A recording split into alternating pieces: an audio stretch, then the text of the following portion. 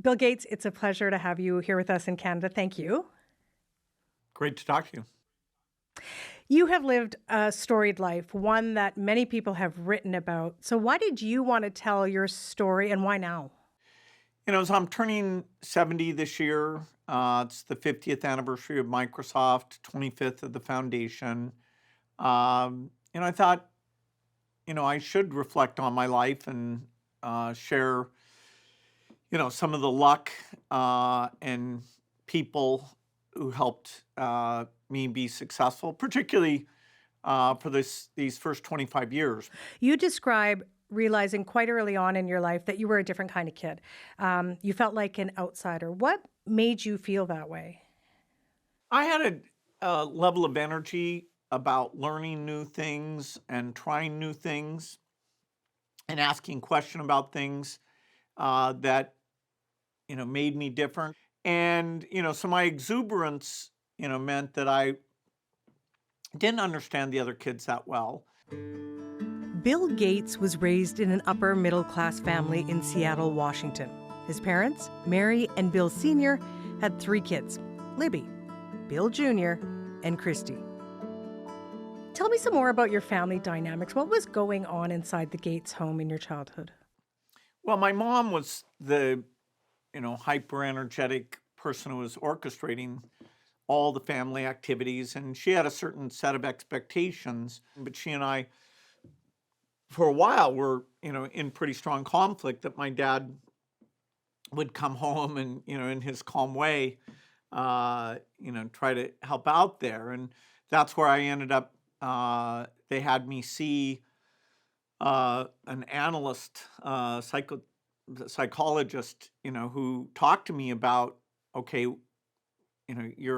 he was nice about, giving me various tests and things, and then saying to me the idea of being in conflict with my parents, didn't seem to have a purpose, and in a way it wasn't even fair. And it really struck me that, wow, he's framing this thing in kind of this long-term way, and I guess he's right. At the age of 13, Bill Gates was sent to Lakeside, an exclusive private boys' school. It was there he discovered computers and the peers who shared and nurtured his interest in them: fellow students Kent Evans, Paul Allen, and Rick Wayland. Tell me more about this extraordinary collection of young minds. Yeah, so the Mothers Club amazingly takes the proceeds from a rummage sale and makes a computer terminal available that over phone line connects up to a very expensive computer, because all computers were, very scarce. And, after a few months, most people gave it up, but we were still down there, writing very trivial programs like one to play tic-tac-toe and trying to make sense of it, and it was this incredible puzzle that when you would get things right, your computer program would run and it would give you the answer, and you'd get things wrong, but you could change it. And so that, kind of rapid feedback of kind of procedural mathematical thinking, really grabbed us. The teenage programmers were fascinated with this nascent technology. They would write scheduling programs for their school, troubleshoot the software of the company whose mainframe computer they were using, even work on the software for the power grid of the Northwest USA. And Bill Gates just kept going and going. By 1975, this is 2 years after you started at Harvard, you quit. You pursue this new company with your pal, Paul Allen. You call it Microsoft, named as such because you were writing software for microcomputers. Bill Gates, you're 19 years old at the time. What made you decide to hey, I'm just going to quit Harvard and do this other thing over here? There was this sense of urgency when the very first personal computer came out, which was actually super limited. It was a kit that you had to assemble. It hardly could do a thing, but it was the beginning, and we knew it was the beginning, and we wanted to be there at the forefront. And so I really did have to go on leave, and of course, never had any consideration of ever going back, because once I'm at the company full time, I'm just, hiring more people and, trying to go faster than anybody else. The competitive spirit that you describe in the earlier days of Microsoft, it does have an echo for me in today of how we've, really seen technology evolve through to today, whether it's that move fast and break things ethos of social media or the race to advance AI. Um, and in both of those cases, Bill Gates, we've heard alarms about the damage that can be caused without proper guardrails in place. I'm curious, how do you see it? Has modern tech outrun our ability to rein it in?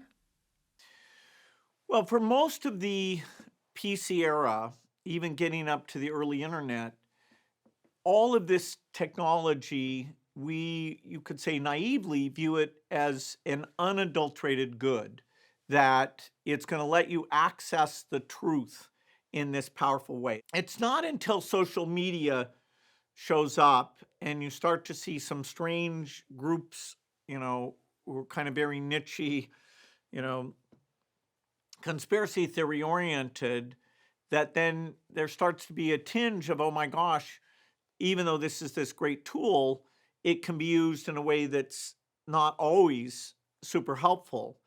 When we did a word processor, nobody said to us, hey, somebody could type up a fake document and print it out on a laser printer, and because it's all typeset, it'll be fooling people. Nobody thought that if that happened, that was our fault. Then but it's around the turn of the century that you start to see, okay, we have to be careful about how this is applied, even in things like, election misinformation. So let's talk more about that because the other great concern right now is the increasing power of tech and tech leaders in politics, whether it is tech aggressively fighting regulation, Elon Musk's role in the next Trump administration. So, where do you see that line between tech playing politics because it can and the damaging effects it can have on a democracy?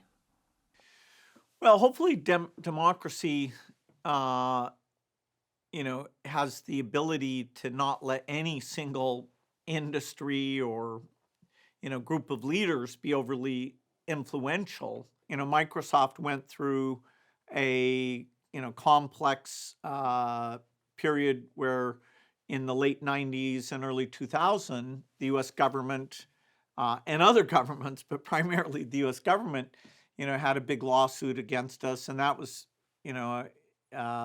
really did, change a lot of things that Microsoft did. And, as a tech leader, you should engage with politicians because you can see how things like AI are going to advance. But, in no way does the tech industry understand exactly how its products may end up getting used. And so you really want the politicians to be very educated and think ahead, particularly with the AI work that's going on right now. I want to return to your personal story because that's what this memoir is about. You close your memoir. You say that if you were growing up today, you'd probably be diagnosed with autism. Why do you think that is? And I guess more importantly, why was it important for you to say that and to put it out into the world? This term on the spectrum is used far more liberally. We try to avoid that being a pejorative thing. Do we overdo it in terms of, how we go about that or the medicines involved? I don't know. I was never prescribed ADHD medicine, but I think, I would have had that diagnosis as well because I definitely, was fidgety and, the teacher ended up having to put a lot of attention towards me just, because of my energy level. And, I have children who have some of these, characteristics. They happen to all be doing extremely well, but, you worry for a kid who's different. And I know my parents, you know, were worried. They were kind of fascinated and worried. And, my mom's expectations, even though it was a dreamlike childhood, somehow it really did create a desire to, push the limit and a willingness to take risk that must be at least a little bit genetic in nature. It's been really interesting to hear about your early life and how you became the Bill Gates that we have come to know over these years. And we appreciate you making time for us here in Canada. Thank you. Yeah, great to talk to you.